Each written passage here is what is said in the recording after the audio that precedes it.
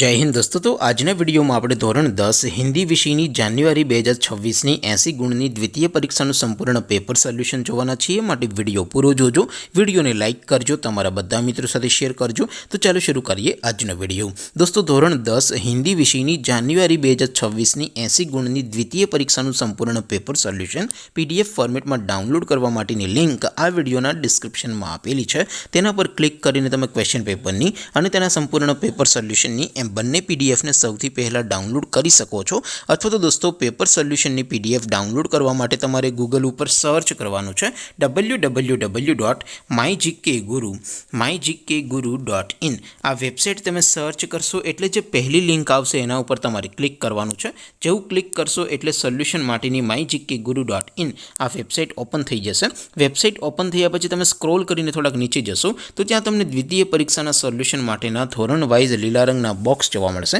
દોસ્તો અહીંથી તમે કોઈ પણ ધોરણની બધા જ વિષયોની દ્વિતીય પરીક્ષાના ક્વેશ્ચન પેપર અને તેના સંપૂર્ણ પેપર સોલ્યુશનની પીડીએફને સૌથી પહેલાં ડાઉનલોડ કરી શકો છો।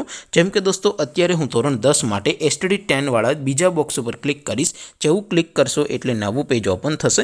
નવું પેજ ઓપન થાય એમાં તમે સ્ક્રોલ કરીને થોડાક નીચે જશો તો ત્યાં તમને STD 10 પેપર સોલ્યુશન 2026નું એક બોક્સ જોવા મળશે।